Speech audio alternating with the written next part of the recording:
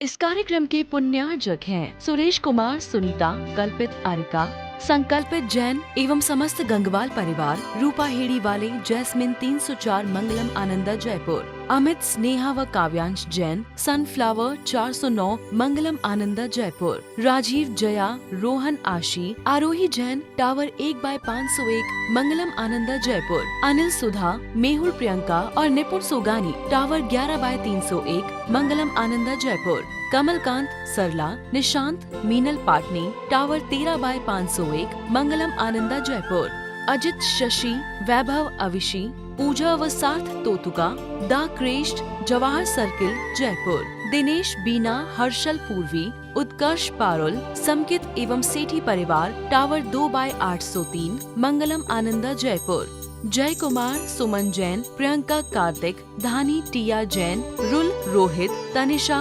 नितिशा, राखन, जैस्मिन 212 मंगलम आनंदा जयपुर, अर्पित, जूही, हितार्थ, गोदिका, टावर 9/904 मंगलम आनंदा जयपुर, विमल, सुशीला, प्रद्युम्न, बीना, मयंक, नविता, अरहम एवं समस्त कंजोलिया परिवार, झालावाड़ वाले, मंगलम आनंदा कोरल 10/703।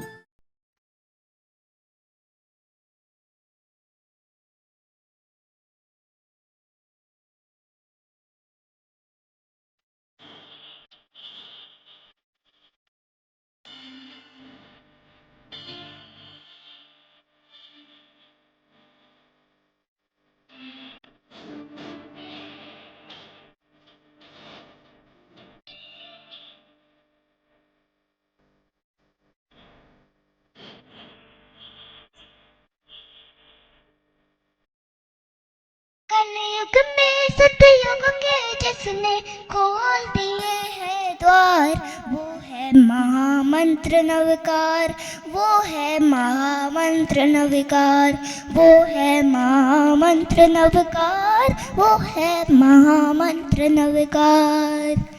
नमो नमो अरिहंताणं, नमो नमो सिद्धिसिद्धाणं, नमो नमो आयर्याणं, नमो नमो वज्रायणं, नमो लोय सवसाहनम्, ओ नमो लोय सवसाहनम्।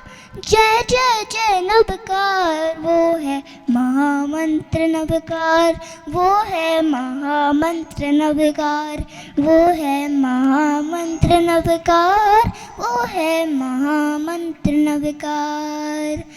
अरिहंतों को नमन करे, जो सिद्धों का अनुगमन करे, आचार्यों की करे वंदना, उपाध्याय को श्रवण करे। अरिहंतों को नमन करे, जो सिद्धों का अनुगमन करे, आचार्यों की करे वंदना, उपाध्याय को श्रवण करे। सर्व साधु विद्यासागर में हो, सर्व साधु विद्यासागर में हुए है एकाकार, वो है महामंत्र नवकार, वो है महामंत्र नवकार, वो है महामंत्र नवकार, वो है महामंत्र नवकार। आवाज में ठंडी ज़्यादा लग रही है। एक बार अच्छे जोरदार कलकल ध्वनि के साथ जयकारा को लगाएंगे। बोलिए श्री नेमिनाथ भगवान की, श्री पारसनाथ भगवान की, श्री महावीर भगवान की। परम पूज आचार्य गुरुवर श्री विद्यासागर जी महाराज की, परम पूज आचार्य श्री समय सागर जी महाराज की।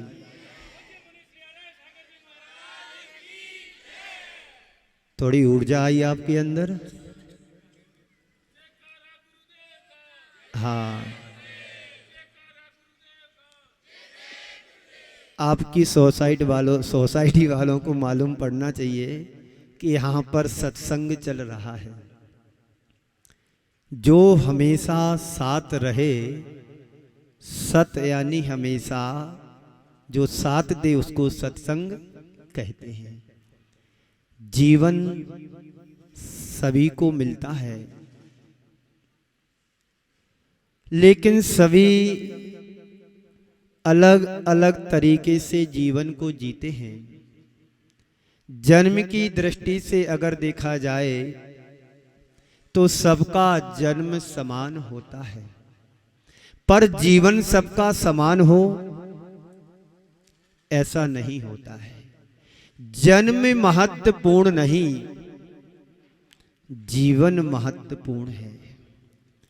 जन्म की दृष्टि से हम यदि देखते हैं तो जन्म लेने की जो प्रक्रिया है संसार के सभी प्राणियों की प्रायः एक सी होती है।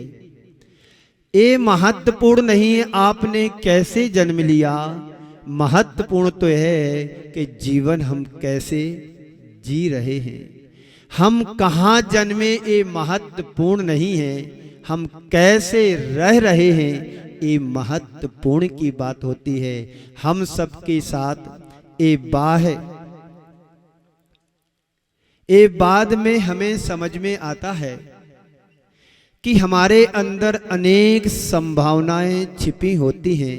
हमारे अंदर अनेक संभावनाएं, अनंत संभावनाएं हमारे अंदर होती हैं, पर उसकी अभिव्यक्ति कोई व्यक्ति ही कर पाता है। आज हमें इस बात पर गहराई से विचार करने की जरूरत है कि मैं क्या हूं, मैं हूं क्या। कभी आपने विचार किया कि मैं कौन हूं, मेरे भीतर क्या संभावनाएं हैं। अभी एक आप छोटे से बालक के माध्यम से मंगलाचरण को सुन रहे थे। बालक छोटा जरूर था, लेकिन उसकी जो अभिव्यक्ति हो रही थी वो एक असाधारण क्षमता को लेकर के हो रही थी। मैं मन में सोच रहा था यदि इस बालक को सही गाइडलाइन मिल जाए और संगीत की क्लास उसको अभी से दी जाए तो हो सकता है रविंद्र जैन के बराबर वो आगे निकल सकता है। क्योंकि जिस तरह से वो शब्दों को बोल रहा था उसी तरह से उसके हाथों की एक्टिविटी भी चल रही थी, एक्शन भी चल रहे थे। मुझे देख करके अपार खुशी हो रही थी कि काश यदि इस बालक के लिए संगीत की क्लास दी जाए तो ये बालक बहुत आगे संगीतकार के रूप में प्रसिद्ध हो सकता है। वैसे तो आपकी जयपुर से शास्त्री नगर की एक बेटी है जिसे नेहा काला के नाम से जाना जाता है। उसके भजन में 2 दिन से एक सीडी के माध्यम से, कैसेट के माध्यम से सुन रहा हूँ। बड़े आध्यात्मिक भजन उसने, बड़े ऐसा लग रहा था जैसे कोई लता मंगेशकर गा रही हो, इतनी सुरीली आवाज। बंधुओं, संसार के प्रत्येक प्राणियों के अंदर अनेक संभावनाएं छिपी होती हैं, पर हमें उन संभावनाओं को जगाने के लिए हमें प्रयास और उद्यम करना चाहिए। जो जैसे साधन मिले उन साधनों को जुटाएं और हम अपने अंदर की छिपी हुई संभावनाओं को प्रकट करने का प्रयास करें। मूर्ति के अंदर भगवान छिपे होते हैं, पर जब तक शिल्पी का सहयोग ना मिले तो उस पत्थर में से मूर्ति का आकार नहीं लिया जा सकता है। ऐसे ही व्यक्ति के अंदर, शब्दों के अंदर संभावनाएं छिपी होती हैं। जब शब्दों को हम प्रयोग में लाते हैं तो छंद का रूप ले लेते हैं, और यदि व्यक्ति के अंदर हम व्यक्ति को मंत्र फूंक देते हैं तो उसके अंदर एक संत का रूप निखर करके आता है। ऐसे ही हर चीज के अंदर, हर व्यक्ति के अंदर, वस्तु के अंदर अनेक संभावनाएं होती हैं। तो मैं हूं क्या और मेरे भीतर संभावनाएं क्या हैं, मैं कर क्या रहा हूं और मुझे क्या करना चाहिए। जब कभी हम अपने विषय में विचार करते हैं तो अपने आप को स्थूल रूप से हम देखते हैं। आपका एक भौतिक रूप दिखाई देता है, आपका जो स्ट्रक्चर है ये कौन सा रूप है, भौतिक रूप है, लेकिन हम अपने सूक्ष्म रूप को देखने जाएं तो उसे इन आंखों से नहीं देखा जा सकता है। उन्हें दूसरी आंखें चाहिए, वो है प्रज्ञा की चक्षु, जिसके माध्यम से हम अपने भीतर के असीम संसार को देख सकते हैं, असीम विराट रूप को देख सकते हैं। हर व्यक्ति के अंदर अनेक अनेक संभावनाएं छिपी होती हैं। आप महापुरुषों के जीवन को देखते हैं, एक साधारण सा जीवन असाधारण क्षमता को प्राप्त हो जाता है। एक कैसे प्राप्त होता है बंधुओं, जब हमारे लिए निमित्त के संबंध मिलते हैं तो हम निमित्तों को पाकर के अपने अंदर के उपादान को जागृत कर लेते हैं, अपने अंदर की शक्ति की अभिव्यक्ति करने के लिए अभिशप्त हो जाते हैं, अपना पुरुषार्थ करते हैं और हम अपने जीवन में छिपी हुई संभावनाओं को प्रकट करके जीवन को सामर्थ्य शक्तिशाली बना लेते हैं। तो आज सामान्य आदमी प्राय अपने व्यवहारिक जीवन को या बौद्धिक जीवन को सब कुछ मान करके ही चलता है। आपने जो जीवन पाया है उसको ही हम सब कुछ मान करके चल रहे हैं, पर संत कहते हैं इतना ही हमारा अभी जीवन नहीं है। ये तो हमने इस जीवन को अनंतों बार पाया है और खोया है। कभी आपको ऐसा लगा कि पहली बार पाया इस जीवन को क्या? क्योंकि हमारी ये भूल है मूल में। जिस दिन आप इस बात को अच्छी तरह से पहचान लोगे, समझ लोगे कि ये जीवन हमने अनंतों बार पाया है, एक बार नहीं पाया, अनंतों बार पाया है, लेकिन अब जो जीवन मैंने पाया है इस जीवन को व्यर्थ में समय नहीं गंवाना है। इस एक एक समय का, एक एक टाइम का, एक एक मिनट का हमें सदुपयोग करना है और इसी व्यवहारिक जीवन में ही अपने आप को हम संतुष्ट समझते हैं कि जो मिला मुझे पर्याप्त है, जो प्राप्त वही पर्याप्त वाली बात है। हमने मनुष्य जीवन पाया, हम इसमें सुखी हैं। एक कुत्ता भी होता है, वो भी अपने जीवन से संतुष्ट होता है। एक नाली का कीड़ा होता है, वह भी अपने जीवन से संतुष्ट होता है। और नारकियों में जाकर के नारकी संतुष्ट नहीं होते हैं, वे वहां से भागना चाहते हैं, दूर हटना चाहते हैं, लेकिन कुछ नियत ही ऐसी है कि वहां से वो चाहते हुए भी भाग नहीं सकते हैं। और देव गति के देव लोग अपने आप में संतुष्ट होते हैं। अपितु ऐसा देखा जाता है जब उनकी आयु का अंत समय आता है, जब उनको वहां से छूटना होता है, तो कहते 6 महीने पहले से उनकी कंठ की माला मुरझाने लगती है और उन्हें पता होता है कि हम इतना अच्छा यहाँ का वैभव छोड़ करके कहाँ जाने वाले हैं। और दुखी अपने आप में दुखी होते हैं क्योंकि उसको वो छोड़ना चाहते नहीं हैं। तो हम अपने व्यवहारिक जीवन से या बौद्धिक जीवन से अपने आप को संतुष्ट समझते हैं। इसे पता नहीं होता है कि असल में मैं क्या हूं। जिसको अपनी आत्मा का ज्ञान हो जाता है, पहचान हो जाती है, ये बाहर का शरीर मेरा नहीं है, मेरा तो कुछ और है, जो मुझे इन आंखों से दिखाई नहीं देता है वह मैं हूं। क्या हूं मैं? जो इन आंखों से दिखाई नहीं देता है वह मैं हूं। कभी आपके मन में आया कि मैं कौन हूं? बोलो।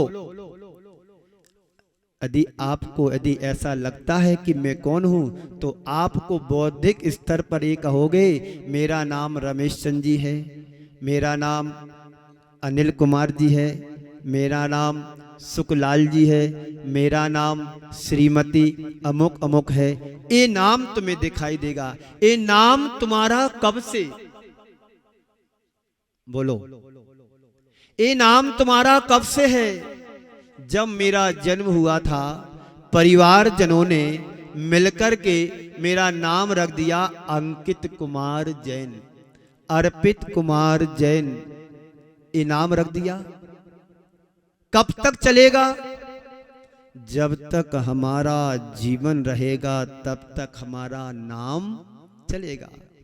ना जन्म के पहले हमारा कोई नाम था, ना मरण के बाद ना मेरा कोई नाम रहेगा। नाम रहेगा जन्म के बाद और मरण के पहले तक नाम रहेगा और हमारी दृष्टि भी उसी नाम और रूप पर केंद्रित हो जाती है। लेकिन अध्यात्म शास्त्र हमें ये कहते हैं, इससे आप कुछ और भिन्न हो। नाम और रूप तो ये सब व्यवहारिक जीवन को चलाने के लिए, नाम व्यवहारिक जीवन चलाने का एक साधन है, और रूप तुम्हें जो दिखाई दे रहा है ये तुम्हारा स्ट्रक्चर को पहचान कराने वाला है। ये तुम्हारा रूप है, ये तुम्हारी सौंदर्यता है, ये तुम्हारा ये है वो है। इस तरह से सब कुछ होता रहता है। यथार्थ में देखा जाए तो मैं कौन हूं? आंख बंद करके अपने मन से पूछो कि मैं कौन हूं। अंदर से एक आवाज आएगी, मैं जो हूं वो है तो मैं हूं नहीं, मैं जो हूं वो दिखता नहीं है, और जो दिख रहा है वह मैं नहीं हूं। लेकिन हमारी सोच क्या है, हमारा दृष्टिकोण क्या है कि मैं जो दिख रहा हूं वही मैं सब कुछ हूं। ये पर्सनालिटी तुम्हारी कब से है, कब तक रहेगी? जब तक जीवन है तब तक तुम्हारी इस पर्सनालिटी की व्यवस्था और मैनेजमेंट तुम्हारे हाथ में है। यदि कोई असाध्य रोग हो जाता है तो इस पर्सनालिटी का क्या होता है? धीरे धीरे क्रस होने लगती है, क्षीण हो जाती है। कितना भी आप मेडिसिन दो, दवाई दो, डॉक्टर को दिखाओ, और अंत में डॉक्टर कहते हैं बस अब इनके साथ कुछ नहीं किया जा सकता है, इनको आप जितना बने सेवा करो, घर ले जाओ। क्या हुआ? जिसको बड़े अरमानों से हमने संजोया, पाला पोसा, योग्य बनाया, रोज नहलाते हैं, खिलाते हैं, पिलाते हैं, फिर भी सबसे पहले साथ मेरा कोई छोड़ता है तो ये शरीर छोड़ता है जो तुम्हें भौतिक रूप से दिखाई दे रहा है। तो संत कहते हैं मैं यथार्थ में क्या हूं, इसे पहचानो, इसे जानो। मैं नाम नहीं हूं और मैं रूप भी नहीं हूं, मैं अनाम अरूप, वही मेरा स्वरूप है। मेरा जो नाम है वह सीमित है। कब तक है? जब तक जीवन रहेगा तब तक हमारा नाम रहेगा। इस धरा पर बहुत से चक्रवर्ती आए, उनका भी नाम टिका नहीं। कहते हैं जब दिग्विजय के लिए चक्रवर्ती निकलता है, सतखंड की यात्रा करने के लिए, विजय प्राप्त करने के लिए जब चक्रवर्ती निकलता है तो वृषभगिरी पर वहां पर एक चट्टान है, शिला है, वहां पर चक्रवर्ती जाकर के अपना नाम लिखता है अपने हाथों से। लेकिन कहते हैं वहां पर भी नाम लिखने को जगह नहीं मिली, और किसी का नाम मिटा करके चक्रवर्ती तब अपना नाम लिख पाता है। तो ये नाम अनाम है, अरूप है, वही मेरा स्वरूप है। मेरा जो नाम है वह एक सीमित है, और मेरा जो रूप है वह भी स्थायी नहीं है, अस्थाई है। लेकिन मेरा जो स्वरूप है वह असीम है, अनंत है, अविनाशी और शाश्वत रूप को लेने वाला है। बंधुओं, इस बात पर हमें विश्वास करना है, इस दृष्टिकोण को अपने अंदर जगाना है कि मेरा जो स्वरूप है वह कैसा है? असीम और शाश्वत और अनंत अविनाशी वाला है। वही सिद्धों ने इस स्वरूप को पाया है, और हम आज तक रूप में अटके हुए हैं, भटके हुए हैं कि मेरा रूप देखो कितना सुंदर है। बार बार दर्पण के सामने देखते हैं, बिंदी सही लगी है कि नहीं, क्रीम सही लगी है कि नहीं, ज्यादा तो नहीं लग गई, कम तो नहीं लगी है। बार बार उसका मैनेजमेंट करते रहते हैं और लाखों रुपए इस व्यवस्था में खर्च कर देते हैं। सारी जिंदगी भर की कमाई इसी व्यवस्था में चली जाती है। बंधुओं, ये रूप तुम्हारा कब से है, कब तक रहेगा, इसकी कोई गारंटी नहीं है। कल मैंने कहा था सनत कुमार चक्रवर्ती को अपने रूप का अहंकार हो गया था। हुआ ऐसा कि सनत कुमार चक्रवर्ती के रूप की चर्चा स्वर्गों में चल रही थी। वहां के देवेंद्र लोग सनत कुमार चक्रवर्ती के सौंदर्य रूप की चर्चा कर रहे थे और चर्चा करते करते दो देवों के बारे में कौतूहल जागा कि ये हमारे इंद्र, सौधर्म इंद्र मृत्यु लोक के चक्रवर्ती की चर्चा कर रहे हैं। यदि मृत्यु लोक में यदि कोई सुंदर है तो सनत कुमार चक्रवर्ती के अलावा कोई दूसरा सुंदरता को प्राप्त नहीं हुआ। जब उन देवों के मन में कौतूहल जागा कि चलो जब मेरे इंद्र इतनी प्रशंसा कर रहे तो चल कर के हमें देखना चाहिए।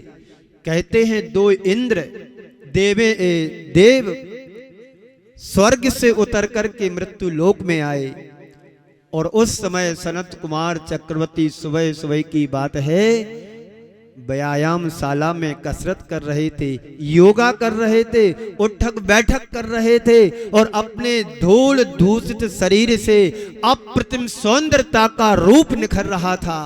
तभी उन देवों ने देखा वास्तव में जैसे हमारे इंद्र सौधर्म इंद्र ने कहा था उससे कहीं अधिक रूप मैंने इनका पाया और झरोके में से देख रहे थे।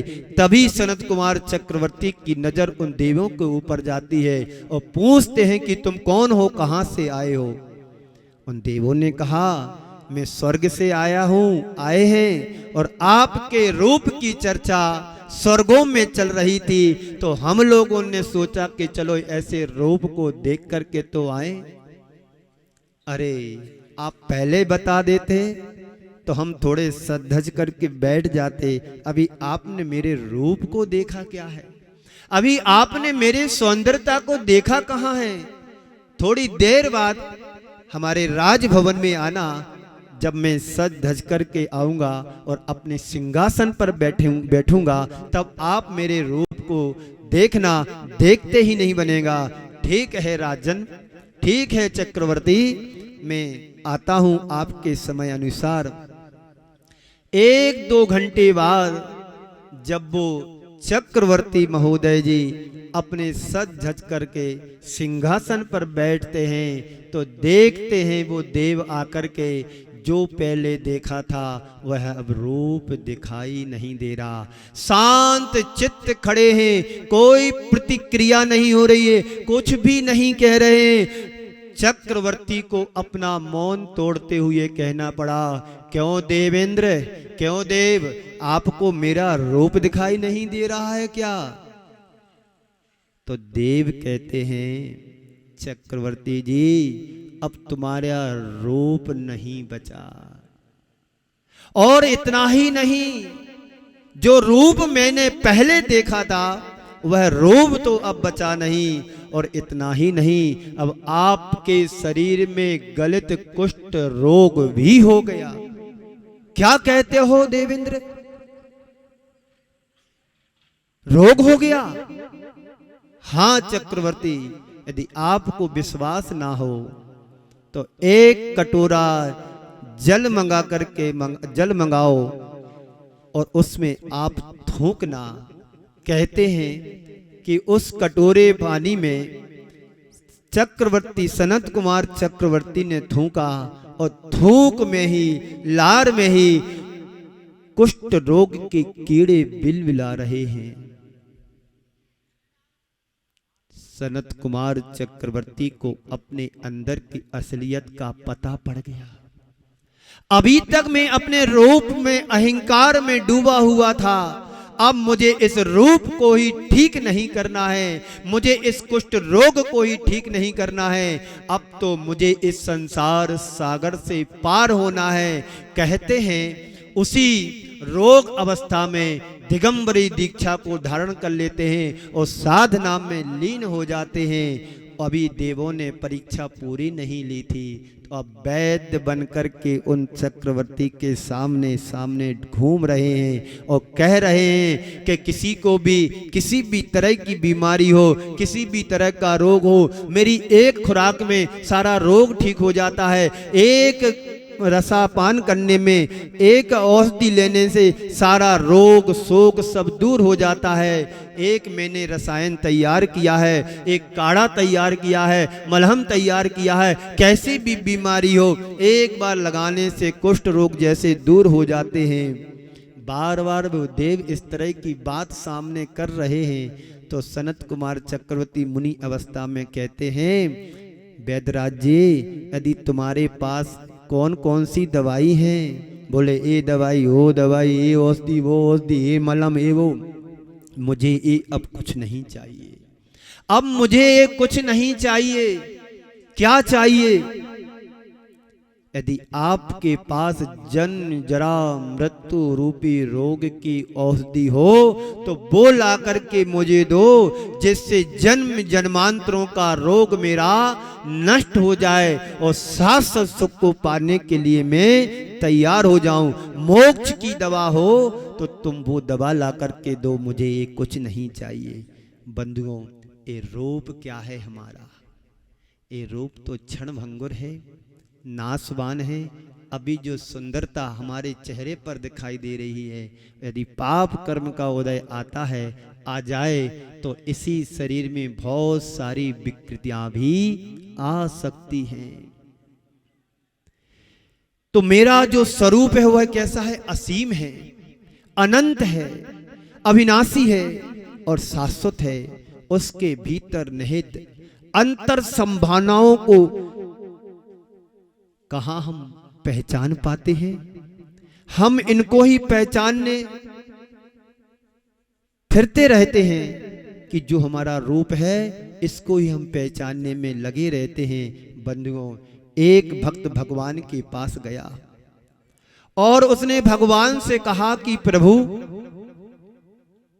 भगवान मुझे इस धरती का सौभाग्यशाली बना दो। एक भक्त भगवान के चरणों में गया और भगवान से निवेदन करता है कि भगवान मुझे धरती का सौभाग्यशाली बना दो। भगवान ने उससे कहा कि तुझे धरती का सौभाग्यशाली बना दूं। भगवान उसकी बात को सुनकर के हंसे। ये नहीं सोचना कि मंदिर के भगवान हंस रहे होंगे उसकी बात को सुनकर के। ये तो एक उदाहरण है, नहीं तो तुम भगवान को देखने के लिए चले जाओ कि भगवान हंस रहे कि नहीं हंस रहे।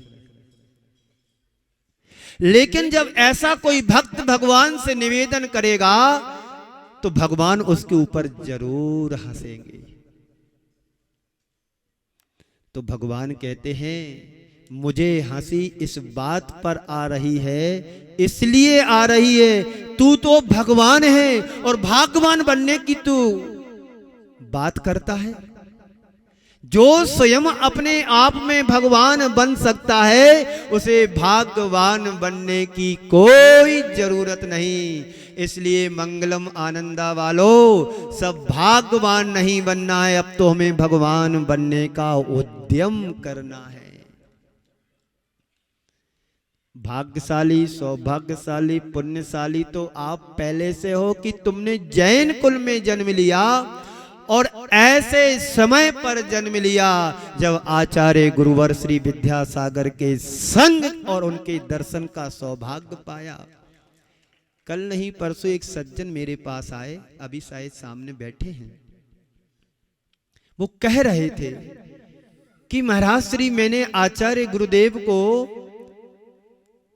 जब मैं छोटा था बचपन में देखा, जब उनकी दीक्षा हुई, जब वो आहार करते थे, जब प्रवचन करते थे, जब मैं पढ़ाई करता था, उस जमाने में मैंने देखा गुरुदेव को। तो उनकी बात को सुनकर के लगा कि काश भी मैं उनके साथ होता तो मैं भी गुरुदेव की वो दीक्षा स्थली देख पाता।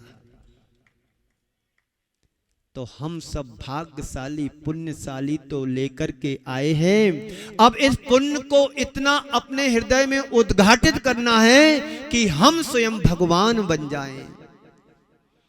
तो तेरे अंदर भगवान बनने की क्षमता है, उसे अभिव्यक्त करो। भाग्यवान होने की बात तू क्यों कर रहा है? और एक बात और समझने की है, तेरे अंदर का भगवान उसी क्षण प्रकट हो जाएगा जिस क्षण तेरे भाग्य से तुझे जो मिला है उसका तू सदुपयोग करना शुरू कर दो। हमारे पास जो हमें मिला है उसका हम उपयोग सही नहीं कर पाते हैं, इसलिए हम संसार में क्या करते हैं, एकेजन भ्रमण करते हैं, भटकते हैं, और इसी भटकन में हम अपने आप को उलझाते हुए चले जाते हैं। संत कहते हैं इस संसार में उलझना नहीं है, उलझे हुए संसार से सुलझ करके हमें उस पार जाना है जहां पर तुम प्रभु हो। इस पार में हूं दृग देख जहां तक पाते हैं तम का सागर लहराता है।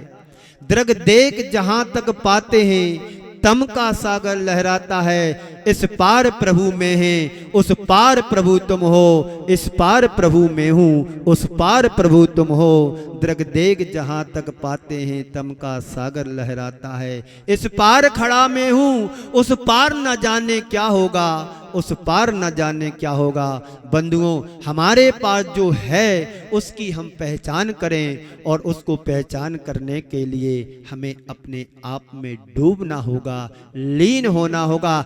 जैसे कभी धनंजय कवि ने भगवान की पूजन की थी और उनके बेटे को सर्प ने काट लिया था, फिर भी वो अपने पूजन से विचलित नहीं हुए थे और पूजन करते रहे करते रहे करते रहे। और जैसे घर पहुंचते हैं उनकी जीवन साथ संगनी कहती हैं, कर लो तुम खूब पूजन कर लो, ये तुम्हारे बेटे को सर्प ने काट लिया। धनंजय कवि कहते हैं, क्या मेरा ही बेटा है, तुम्हारा बेटा नहीं था? तुम्हारा बेटा नहीं था, ठीक है, यदि मेरा बेटा होगा और उसकी आयु शेष होगी तो उसे कोई मार नहीं सकता है, और आयु शेष नहीं होगी तो उसे कोई बचा नहीं सकता है। भगवान की भक्ति मैंने की और मेरे पुण्य में ताकत यदि होगी तो वो जो मंदिर से शेषांग लेकर के, शेष अक्षत लेकर के आए थे और जो गंधोदक लेकर के आए थे, और उसके ऊपर मंत्रों के द्वारा गंधोदक को छिड़का, और जो शेषांग थे अक्षत वगैरह और ऊपर छिड़का, और ऐसे जीवंत हो गया जैसे कोई सो कर के उठ रहा हो। प्रभु की भक्ति तो हमारी ऐसी ही होना चाहिए कि हमारे अंदर के हृदय के पट खुल जाएं और कर्मों की जो बेड़ियां जकड़ी हुई हैं वो कर्मों की बेड़ियां भी खुल जाएं। ऐसी भक्ति करो जैसे कभी आचार्य मानतुंग महाराज ने प्रभु आदिनाथ की भक्ति की थी, और वो भक्ति करते करते अपने अंदर के कर्मों के बंधन भी खोल गए। बाहर के बंधन खुले ना खुले मुझे नहीं पता, वो किस इतिहास की घटना रही होगी, लेकिन इतना अवश्य है उनके कर्मों के बंधन तो खुल ही गए। तो अपने जीवनोत्थान के मार्ग को प्रशस्त बनाने में आगे बढ़ जाते हैं। अपने भीतर के जो स्वरूप को पहचान लेता है, उसे अभिव्यक्ति देने में तत्पर होता है, वही सच्चे अर्थों में अपने नर रत्न को सार्थक कर पाता है, बना पाता है। हमने क्या किया, जिंदगी भर जोड़ा है। बोलो, जोड़ा कि नहीं जोड़ा? क्या जोड़ा? जीवन में जोड़ा? बोलो हाँ या ना? जोड़ा है ना? जोड़ा तो है, हमें भी दिख रहा है। तन पर एक जोड़ा है, तन पर एक जोड़ा है। संत ही इस संसार में एक ऐसे होते हैं, ना तन पर जोड़ा है ना कहीं जोड़ा है, सब छोड़ा ही छोड़ा है। और एक दिन क्या करोगे तुम लोग? छोड़ दोगे। अभी तक जो जोड़ा है एक दिन छोड़ देंगे।